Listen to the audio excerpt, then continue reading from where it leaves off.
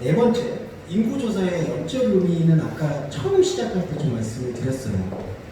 네, 그 숫자를 센다라는 게 그 자체로 신앙 고백이다. 그리고 여기 제가 약간 학문적인 용어를 썼는데 좀 설명을 드릴게요. 히브리 숫자를 세는 의미는 뭐냐면요, 의미를 교환하는 행위라고 보시면 돼요. 그러니까 이 교환이 뭐냐면 하나의 번역 과정이라고 생각하시면 되는데, 나의 생각과 하나님의 생각을 서로 주고받는 과정. 근데 여러분 뭐 남북 정상이라든지 아니면 정상 그 해외 정상들끼리 보시면은 그 동시통역사가 있잖아요. 예수님의 역할을 바로 그걸로 보시면 돼요. 하나님과 우리가 만났을 때 전혀 언어나 감정이나 이런 부분이 이해가 안 돼요. 왜냐하면 하나님은 하늘에 계시고 우리가 땅에 있다는 그 표현 그대로 하나님의 의미와 뜻을 정말 가늠할 수 있는 게 아니에요. 그러니까 이거는 뭔가 하나님을 높여드리려고 말하는 게 아니라 아예 다른 것을 설명하는 거예요. 그런데 이 완전히 다른 것이 하나로 이렇게 순환될 수 있으려면은 번역이 필요한 거예요. 그 번역 중에 하나가 민수기에서는 바로 숫자를 세는 행위예요. 이 숫자를 세는 행위는 바로 계속 매 순간 내 자신이 여호와 하나님과 함께 교감하고 있구나. 그리고 그 교감의 확증을 하나님의 말씀을 통해서 계속해서 지속하는 것. 그게 바로 의미를 교환하는 행위라고 보시면 돼요. 근데 이 의미 교환 행위가 얼마나 중요하냐면은 이게 곧 몸이 돼요. 이게 바울이 말하는 말씀의 몸이 된다는 뜻인데, 그래서 그걸 히브리어로 샤르크가 아니라 소마라고 사용을 하고 있는 거죠. 소마. 이 소마라는 게 뭐냐면은 전인적인 인간이다라는 표현인데, 하나님의 의미가 우리의 이 의미 안으로 스며들어오게 되면 이게 바로 신성을 회복하게 되는 거예요. 이렇게 신성을 회복하게 되면은 효과라고 표현해서 죄송하지만 어떤 효능감이 나타나냐면은 바로 세상에 벌어지고 있는, 곧 나에 대해서 직접적으로 벌어지고 있는 것에 대해서 이른바 일희일비하지 않게 되는 나의 영적 자아를 회복하게 됩니다. 네, 이거는 여러분들이 나는 아직 뭐 그런 단계는 아닌 것 같아 라고 부정을 하셔도 하나님께서는 그거를 끌고 가시는 거예요.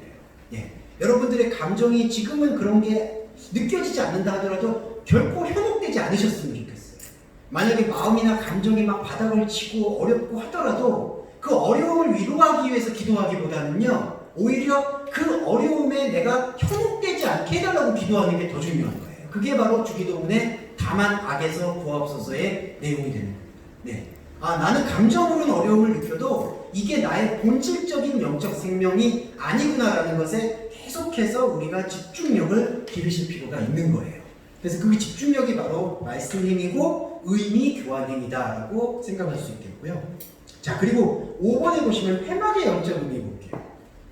레위기에서도 회막은 사용했는데 이 여호와 하나님이 회막을 다루는 방식은 너무나 오묘합니다. 왜 오묘하냐면은 회막을 되게 중요시하게 하셔가지고 뭔가를 모으세요. 그게 이제 그 성막 건축할 때 디테일하게 나오죠. 제가 이런 게 잘 약해서 뭘 못 외우는데 뭐죠?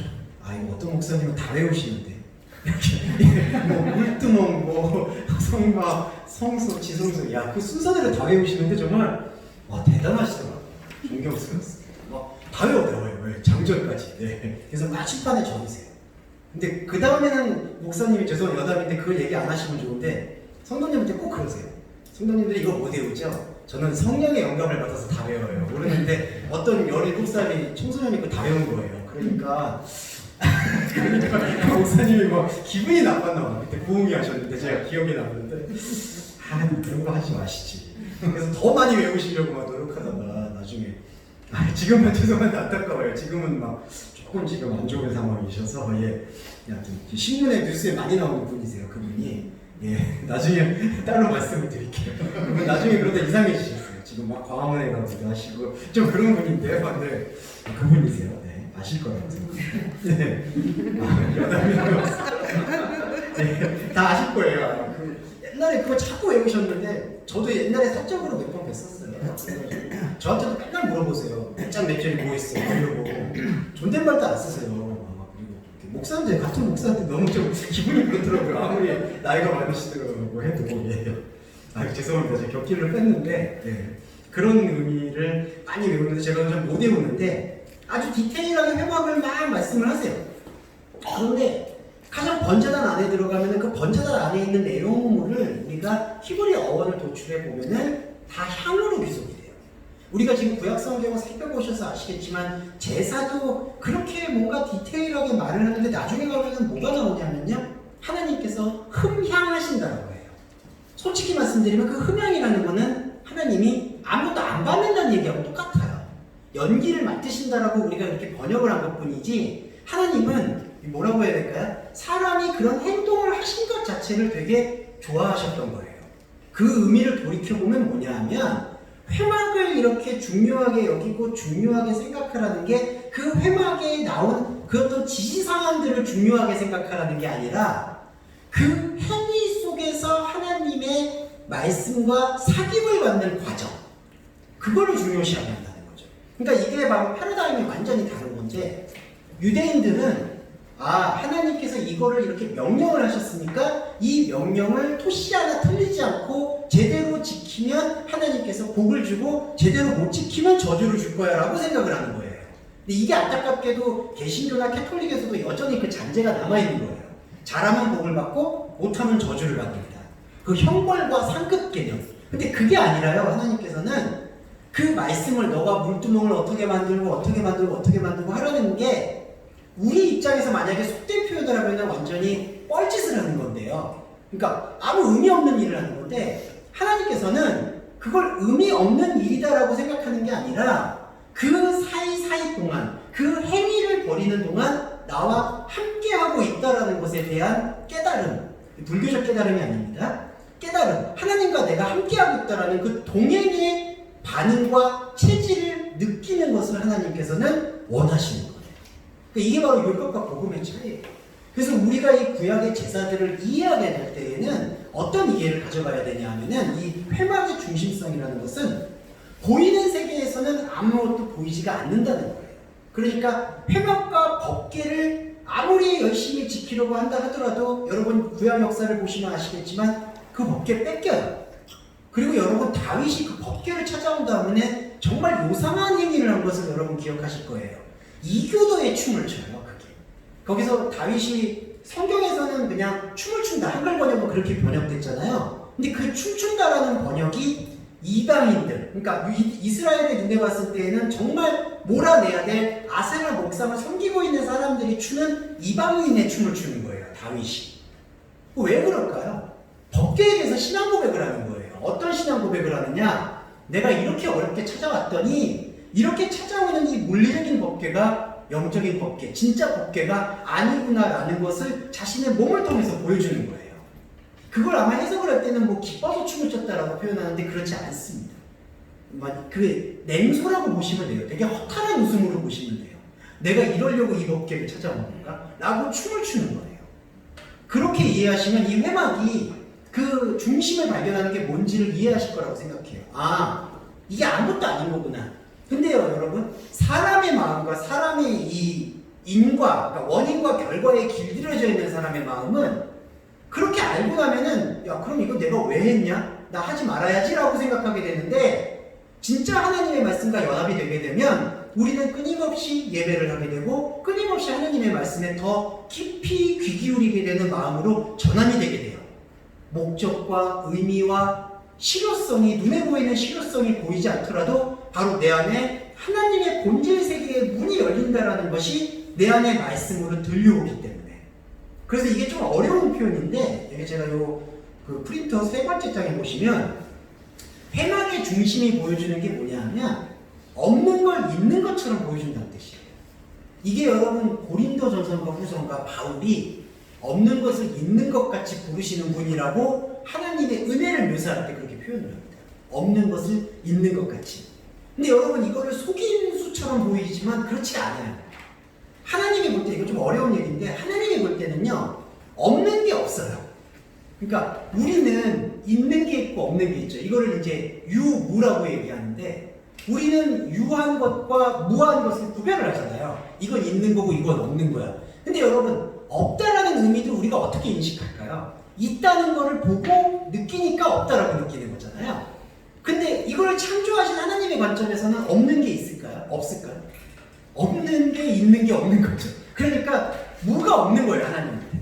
그래서 이게 보시면 없는 것을 있는 것처럼 보여준다는 건 사람의 생각으로 보면은 야 이건 없는 거잖아. 근데 그건 사람의 안목이라는 거예요. 하나님이 볼 때에는 그 없다라는 것도 창조를 하셨기 때문에 그 없는 것 안에 우리가 볼 때는 없다라고 생각하는 것 안에 예수님이 말씀하신 진주가 담겨있다는 거예요. 그래서 모든 소유를 팔아서 그 땅을 살 수밖에 없게 되는 게 바로 말씀과 연합한 그리스도인의 태도예요. 예. 이게 어렵지만 우리한테 정말 중요한, 그래서 바울이 중요한 말을 했다라고 저는 평가하고 싶고요. 없는 것을 있는 것처럼 보여준다. 왜냐하면 우리한테는 이 없는 게 그냥 말 그대로 없는 거니까. 그러니까 우리가 말씀을 이렇게 해석하면은 정말 허무한 거잖아요. 그럼 회방 안에 아무것도 없는 거네요. 법궤를 갖고 왔는데 다윗이 그런 춤을 추는 거는 그럼 아무것도 없는 걸 고백한 거네요. 그게 맞는 거예요. 맞아요. 아무것도 없는 걸 고백한 거예요. 그런데 우리는 아무것도 없다라고 얘기하지만 하나님이 볼 때 그게 바로 영적인 중심이라는 거죠. 자, 그리고 레위 자손 역시도 마찬가지예요. 레위 자손이 여러분 다른 어떤 캐릭터로 생각하시지 마시고 우리의 캐릭터로 이해하시면 돼요. 우리는 하나님께 성별되어지는 과정이에요. 근데 이게 너무나 우스꽝스러운지, 제가 우스꽝스럽다고 말씀해서 죄송한데 이게요 코스프레가 돼버리면 너무 우스꽝스러운 거예요. 그게 뭐냐면 모든 존재들이 사실은 레위 자손이에요. 이거는 루터도 이미 얘기한 거죠. 만인 제사장이라고. 모든 사람이 하나님 앞에서 예배할 수 있고 모든 사람이 사실은 다른 사람에게 축복의 기도와 안수를 할 수 있어요. 그게 루터 서사에는 분명히 나와 있습니다.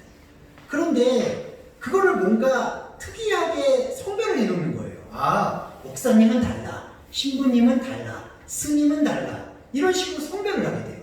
그러면 여러분 중요한 거 말씀드릴게요.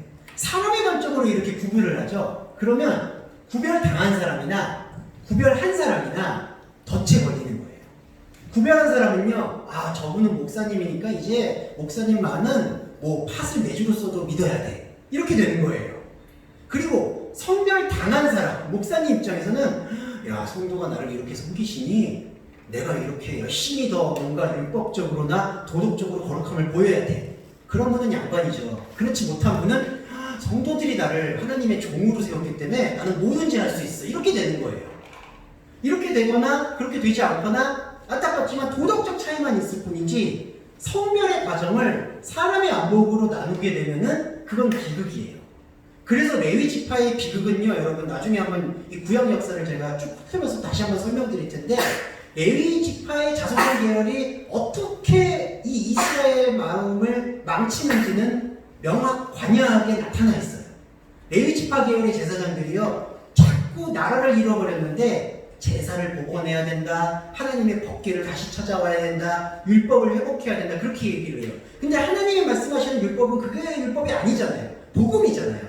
복음을 회복해야 되는데 그게 아니라 여러 가지 다른 의미의 율법을 다시 복원하려고 노력하는 게 레위 자손들의 잘못된 생각이에요. 인간의 관점으로 성별된. 그러면 여기서 말하는, 구약에서 말하는 레위 자손들은 뭐냐? 이것도 로마서에서 분명히 소개된 것 같아요. 표면적 유대인에서 이면적 유대인. 표면에서 심층, 현상에서 본질로 우리가 이행되는 거예요. 그러니까 저와 여러분이 모두 레위 자손이에요. 이건 명확합니다. 그러니까 우리 안에서 성별이 되는 거예요. 생명으로. 그러면서 요 민수기 3장 44절하고 45절 제가 적어놨는데 이게 의미 교환행인데 이거예요. 처음 태어난 자 대신에 레위인을 취하고 재산, 가축입니다. 가축 대신에 레위인의 가축을 바꿔라. 이게 의미를 교환하는 게 뭐냐면요, 처음 태어난 것, 처음의 재산, 이건 뭐냐면 우리의 어떤 기둥이라고 표현하시면 좋을 것 같아요. 제가 아까 첫 번째 시간에 방어 기제 말씀드렸잖아요. 우리 안에 인간적인 본성으로 우리가 놓지 못하게 될 수밖에 없는 우리의 방어 기제가 있어요. 이게 안타깝지만 거짓나예요. 솔직히 말씀드려요. 이 나. 근데 사람은 모두나 이 거짓 나를 당연한 나처럼 여기고 사는 거예요. 안타깝지만 하나님의 진리의 복음을 만나지 못하면은 사실은 한 번도 나답게 살았다라고 얘기할 수는 없어요. 다 누군가가 규정해준 나로 살아간 거예요. 그 거짓나. 근데 그 거짓나의 껍질을 벗고 나타나게 되면 하나님과 만나게 되는 나로 거듭나게 돼요. 그게 바로 표면적 유대인에서 이면적 유대인으로 돌아가는 과정이고, 자, 처음 태어났다라는 나의 어떤 중심을 하나님의 생명으로 뒤바꾸는 거예요.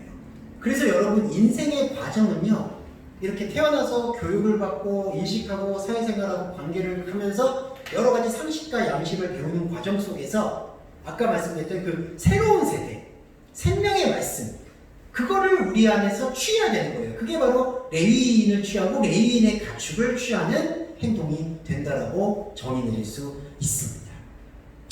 자, 그래서 이제 마지막으로 이게 제가 정리를 한 게 광야 1, 2가 나와요. 광야에서 죽었던 세대가 있고 광야에서 새롭게 나왔던 세대가 있지만 이거는 어떤 두 객체로 볼 것이 아니라 내 안에 있는 하나의 자아의 활동이다라고 보시면 되고요.